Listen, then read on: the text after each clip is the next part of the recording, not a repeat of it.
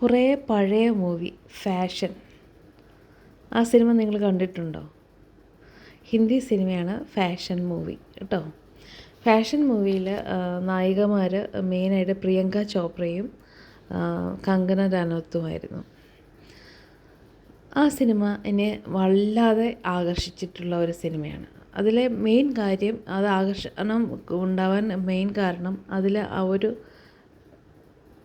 നമ്മൾ സ്ത്രീകളെല്ലാവരും അനുഭവിക്കുന്ന ഒരു മെയിൻ തീം അതിൽ കോൺസെൻട്രേറ്റ് ചെയ്തിരുന്നു അവർ. അതായത് മോഡലിംഗ് പോലെയുള്ള കാര്യങ്ങൾ സ്വപ്നം കണ്ട് ഒരു പെൺകുട്ടി പോവുകയും അവിടെ അവർ നേരിടേണ്ടി വന്ന പ്രശ്നങ്ങളും, എന്താ പറയുക, പ്രശ്നങ്ങളെന്ന് വെച്ചാൽ നോട്ട് ഓൺലി എന്താ പറയുക, ഇങ്ങനെ ശാരീരികമായിട്ട് ആരെങ്കിലും ഉപദ്രവിക്കുന്നതോ ചതിക്കുന്നതോ കൂടാതെ ചില എന്താ പറയുക, ഈ പൊളിറ്റിക്സൊക്കെ ഉണ്ടല്ലോ, അതായത്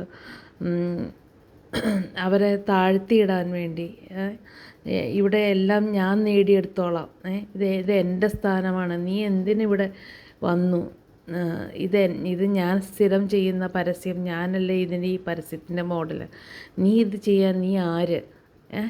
ഇതുപോലെയുള്ള ഈ ഒരു ആറ്റിറ്റ്യൂഡ് പല മേഖലകളിലും നമ്മുടെ ചുറ്റും കാണാം. അതായത് ഞാൻ വളരെ എൻ്റെ സ്വന്തം അനുഭവത്തിൽ നിന്ന് പറയുകയാണ്, ഇത് എൻ്റെ തറവാട്ട് സ്വത്താണ്, ഇവിടെ ഇത് ഞാൻ മാത്രം അങ്ങ് ശോഭിച്ചാൽ മതി എന്ന് വിചാരിക്കുന്ന കുറച്ച് ആൾക്കാരൊക്കെ ഉണ്ട്.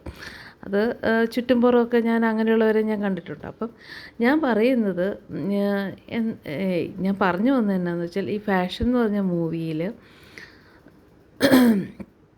പ്രതിപാദിച്ചിരിക്കുന്ന ഈ മോഡലിങ് അങ്ങനെയുള്ള കാര്യങ്ങൾ, ഇത് എനിക്ക് തോന്നുന്നു ഈ മോഡലിംഗ് എന്ന് പറയുന്നത് ഒരു ചെറിയ കുട്ടി തൊട്ട് അങ്ങേയറ്റത്തെ വയസ്സായ ആൾക്കാർ വരെ ചെയ്യാവുന്ന ഒരു പ്രൊഫഷനാണ് ഈ മോഡലിംഗ് എന്ന് പറയുന്നത്. മോഡലിംഗ് എന്ന് പറയുന്നതോ അല്ലെങ്കിൽ ഒരു സിനിമയിൽ അഭിനയിക്കുന്നതോ ഒന്നും മോശമായ കാര്യമല്ല. അതൊക്കെ വളരെ ബഹുമാനിക്കപ്പെടേണ്ട ജോലികൾ തന്നെയാണ്. പക്ഷേ പ്രശ്നം എന്നാന്ന് വെച്ച് കഴിഞ്ഞാൽ, ഒരു 100-ൽ ഒരാളോ അല്ലെങ്കിൽ 1000-ൽ ഒരാളോ മോശമുണ്ടാവും. പ്രത്യേകിച്ച് പുരുഷന്മാരുടെ ഭാഗത്തു നിന്ന് സ്ത്രീകളിലേക്ക് 1000-ൽ ഒരാളെന്ന് ഞാൻ അത്രയും ഞാൻ വേണമെങ്കിൽ ആക്കി പറയാം. അവരുടെ ഒരു മോശമായ പെരുമാറ്റമോ മോശമായ ഒരു നോട്ടമോ കാരണം എത്രയോ ശോഭിക്കാൻ സാധിക്കുന്ന സ്ത്രീകൾ പുറത്തേക്ക് പോകുന്നില്ല. മനസ്സിലായില്ലേ?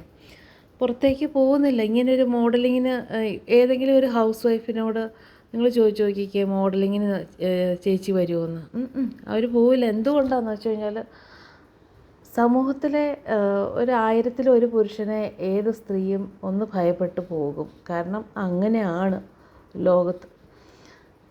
അപ്പോൾ ഞാനൊരു തവണ കവിത പോലും എഴുതിയിട്ടുണ്ട്. കവിതയിൽ പ്രതിപാദിക്കുന്ന ഇതാണ്, എനിക്ക് എന്താ പറയുക, മഴ എനിക്ക് വേണ്ടി പൊഴിയുന്നുണ്ട്, അത് ആ പവിഴമുത്തുകളെ എനിക്ക് സ്വീകരിക്കാൻ രാത്രി ഒന്ന് 12 മണിക്കോ 2 മണിക്കോ എനിക്ക് ഈ രാത്രിയുടെ ഭംഗി ആസ്വദിക്കുവാൻ എനിക്ക് പുറത്തിറങ്ങാൻ പറ്റില്ല. എന്തുകൊണ്ടെന്ന് വെച്ചാൽ, കഴുകന്മാരുടെ കണ്ണുകൾ എനിക്ക് ഭയമാണോ എന്നുള്ളതിനപ്പുറം വീട്ടിലുള്ളവരും പറയും, അങ്ങനെയുള്ള കഴുകന്മാരെല്ലാം പതുങ്ങിയിരിക്കുന്നുണ്ട്, നീ പുറത്തേക്ക് ഇറങ്ങരുത് എന്ന്. അല്ലേ? അപ്പോൾ അങ്ങനെ ഈ രാത്രിയും പകലുമൊക്കെ നമ്മൾ മനുഷ്യർക്ക് എല്ലാവർക്കും ഒരുപോലെ കൊടുത്തിരിക്കുന്നതാണ്. രാത്രി പക്ഷേ ഞാൻ ഇത്രയൊക്കെ പ്രസംഗിച്ചിട്ടും ഞാനും ഒരു പരിധി കഴിഞ്ഞ് കഴിഞ്ഞാൽ ഞാൻ രാത്രി പുറത്തേക്ക് ഇറങ്ങാറില്ല.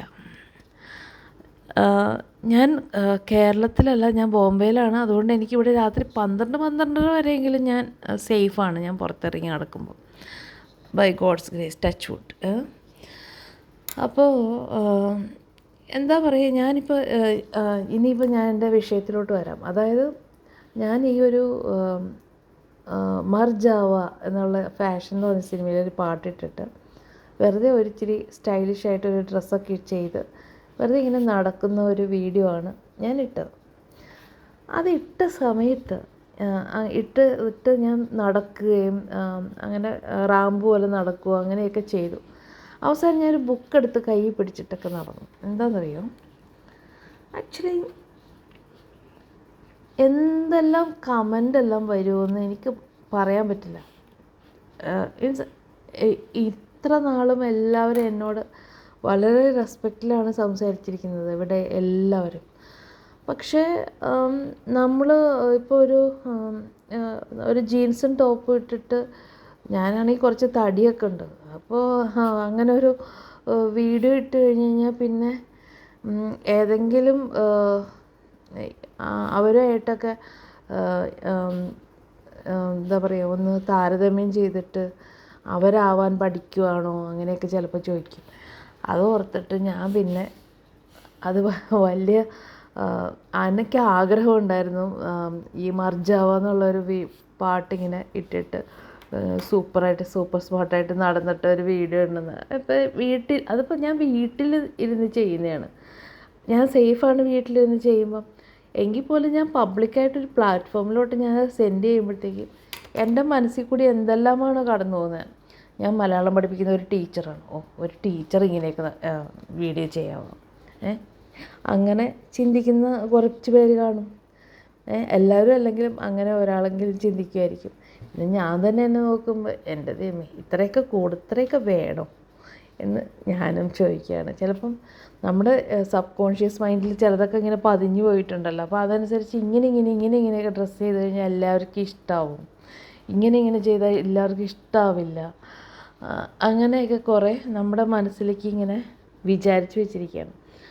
അപ്പോൾ അതുകൊണ്ട് പിന്നെ സമൂഹം ആക്സെപ്റ്റ് ചെയ്യുന്ന രീതിയിൽ നമ്മൾ ഡ്രസ്സ് ചെയ്യുന്നത് എനിക്ക് തോന്നുന്നു അത് സമൂഹത്തിനോടും കൂടി ചെയ്യുന്ന ഒരു റെസ്പെക്റ്റ് മാത്രമല്ല, നമ്മുടെ കൾച്ചറും കൂടെയാണ്. നമ്മൾ മാന്യമായ ഡ്രസ്സ് മാന്യമായ ഡ്രസ്സ് എന്ന് പറഞ്ഞു കഴിഞ്ഞാൽ ഇനിയിപ്പോൾ അതും ഓരോ ആളുകളുടെ കംഫർട്ടാണ്. അപ്പോൾ ചിലർക്ക് സ്ലീവ്ലെസ് ഇട്ടാൽ അവർക്ക് കംഫർട്ടാണ്. ഞാൻ സ്ലീവ്ലെസ് ഇട്ടാൽ ഞാൻ അത്ര കംഫർട്ടല്ല. ഒന്നാമത് എന്നാന്ന് വെച്ചാൽ ഞാൻ നല്ല തടിയുണ്ട്, എൻ്റെ കൈയൊക്കെ ഇങ്ങനെ വീർത്തിരിക്കും സ്ലീവ്ലെസ് ഒക്കെ ഇട്ട്. അപ്പോൾ ഞാൻ ഇച്ചിരി മെലിഞ്ഞതാണെങ്കിൽ സ്ലീവ്ലെസ് ഇട്ടാൽ ഒരു രസമുണ്ടല്ലേ. അപ്പോൾ ഞാൻ അതുകൊണ്ട് അപ്പോൾ ചുരുക്കി പറഞ്ഞു കഴിഞ്ഞാൽ നന്നായിട്ട് ഡ്രസ്സ് ചെയ്ത് മറച്ച് വെച്ച് കഴിഞ്ഞാൽ നമ്മുടെ ശരീരത്തിൽ ഈ തടിയും കൊഴുപ്പൊക്കെ കുറേ മറച്ച് വയ്ക്കാൻ പറ്റും, മനസ്സിലായോ?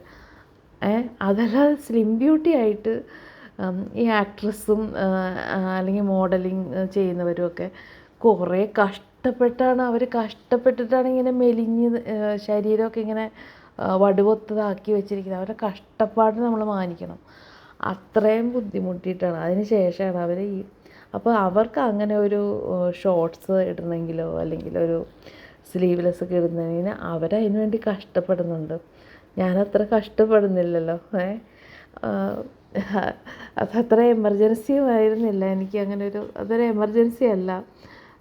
പിന്നെ ഓരോരുത്തർക്കും ഓരോ ഡ്രസ്സിങ് സ്റ്റൈലുണ്ടല്ലോ. എന്തായാലും എനിക്കിഷ്ടമുള്ളൊരു ഡ്രസ്സിങ് സ്റ്റൈലിലാണ് ഞാൻ മർജാവ എന്നുള്ള പാട്ടിട്ടിട്ട് ഞാൻ നടന്നത്.